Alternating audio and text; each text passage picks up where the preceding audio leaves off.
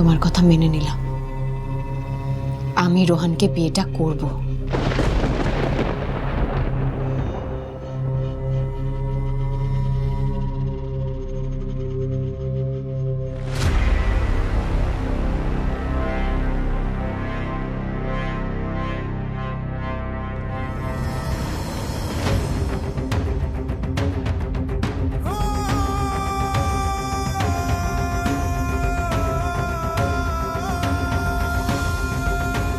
কি ব্যাপার কত গুরু, গায়েও ফিরলা না, সন্ধ্যা হয়ে গেছে গা।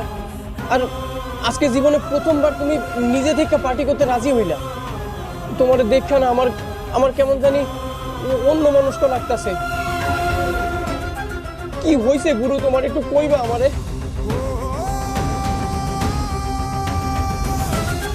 গুরু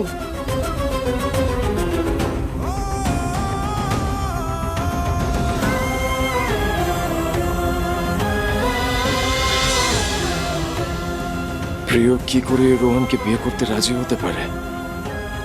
যে প্রিয় আমাকে ছাড়া এতগুলো বছর কাটিয়েছিল, কিন্তু এক মুহূর্তের জন্য আমাকে ভোলেনি, সে প্রিয় কয়েক মাসে আমাকে ভুলে যেতে পারে না। আজকের পর থেকে তোমার বিজনেস, তোমার পরিবার, তোমার বাড়ি, তোমার মা, তোমার বাবা, এমনকি তোমার বেস্ট ফ্রেন্ড, your wife, প্রিয় আমার হবে। আরে গুরু কি করো, করো কি ধীরে খাও গুরু। গুরু এরকম ভাবে খাইও না গুরু।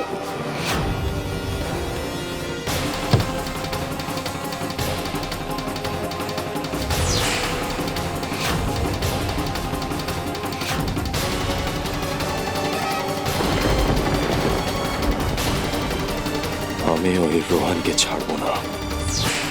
ও আমার থেকে সবকিছু কেড়ে নিতে চাইছে, তো আমি ওকে শেষ করে দেব।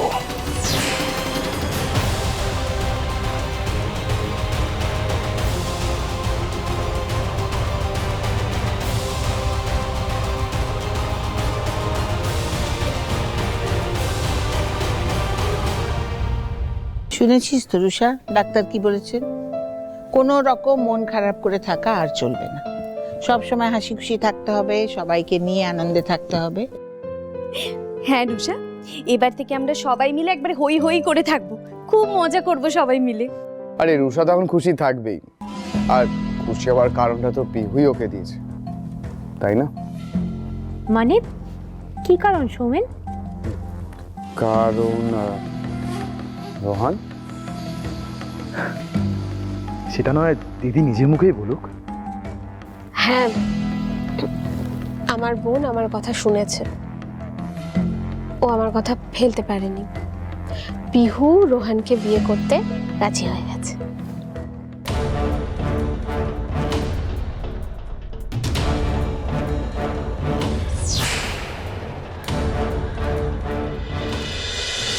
তাই পিহু, তুমি যে বিয়ে করতে রাজি হয়েছো, আমরা কেন সবাই মিলে তোমাকে বিয়ে করতে বলছিলাম সেটা তুমি বুঝতে পেরেছো, তাতেই আমরা খুশি। বৌদি রোহানদাকে বিয়ে করতে রাজি হয়ে গেল? মা, এবার তো তাহলে বিয়ের আয়োজন করতে হবে।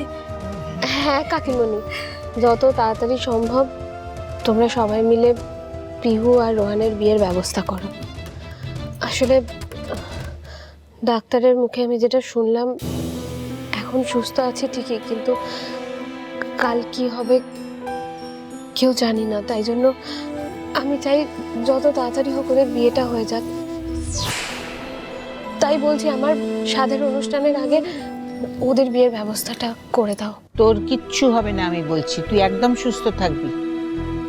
না ঠাম্মি, ডক্টর বলেছে যে আমার আর আমার বেবির কন্ডিশন খুব একটা ভালো নয়, যে কোনো সময় যা কিছু হতে পারে। আরে ডাক্তারেরা দেখো অনেক সময় অনেক কথা বলে থাকে, ওরা আসলে পেশেন্টকে কনসিয়াস করে দিতে চায়। আর এই তো শুনলাম কি সব রিপোর্ট করাতে দিয়েছে, আগে টেস্টগুলো হোক, রিপোর্টটা আসুক, তারপর দেখবি সব ঠিক আছে। একদম ঠিক বলেছো বৌদি, আমি ভগবানের কাছে প্রার্থনা করব সেটাই যেন হয়।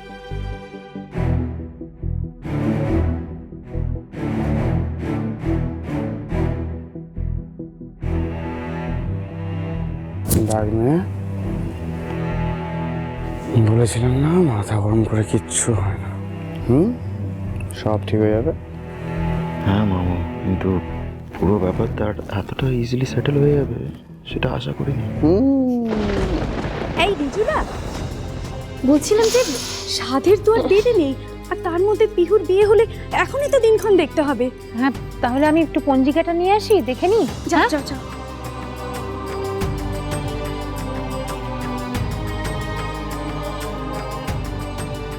বৌদি, এ দেখো তো।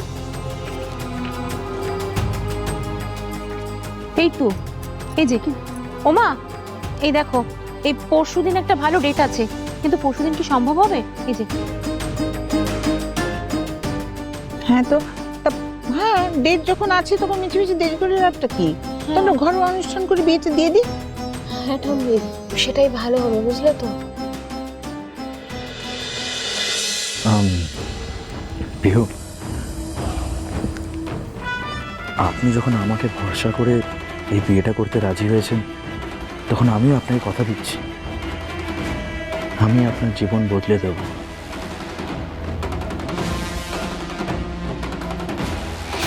যেভাবেই হোক এই বিয়ে আমাকে আটকাতেই হবে। আর রোহান আমাকে বিয়ে করতে এত ডেসপারেট কেন? আঙ্কেল ইবা ওই চিঠিতে রোহানের কথাই বলেছে কিনা সেটাও আমাকে জানতে হবে। আর এই সবটাই আমাকে একজনই হেল্প করতে পারবে।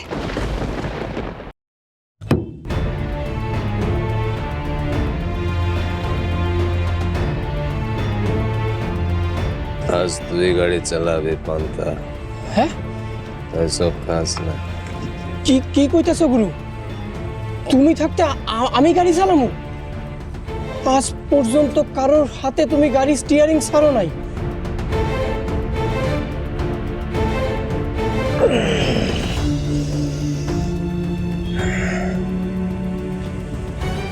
আজ গাড়ি চালাতে ইচ্ছে করছে না রে পান্তা। জীবনের স্টিয়ারিংটাই ঘুরে গেছে, আর গাড়ি। হ্যাঁ পান্তা, তুই গাড়ি স্টার্ট কর। ঠিক ঠিক আছে গুরু।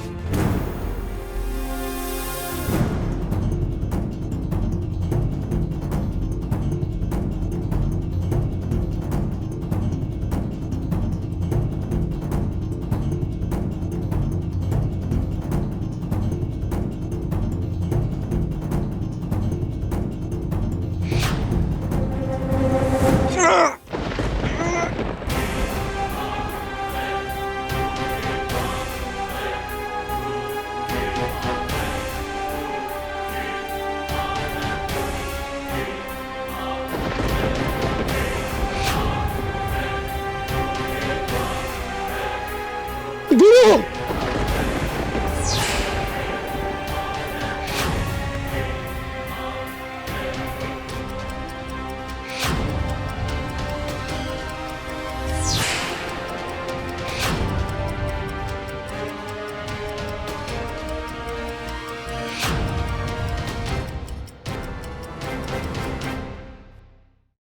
এবার সবটা আটকানোর একটাই উপায় আছে ঋত্বিক। কি?